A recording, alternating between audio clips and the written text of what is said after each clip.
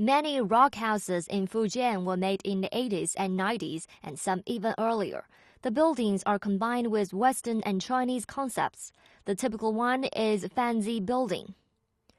In Yongning Town along the Taiwan Straits, there is a Fanzi Building, which was made by Vice President of Federation of Returned Overseas Chinese, Dong Qinghui's grandfather, after he returned from the Philippines in 1940s. Now, most of the buildings are modern, and some ancient buildings are removed.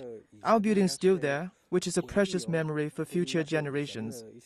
Although there is historical value for these rock houses, most of them is to be torn down. In order to protect these relics, there are 3 renovation methods. The first one is repairing as old, protecting as whole.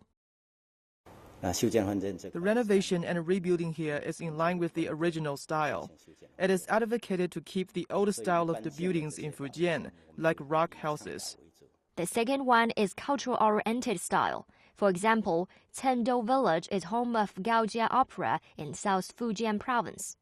Restructuring of Chengdu Village will highlight the cultural element, strictly control the height and density of buildings centering on the theater of Gaojia Opera.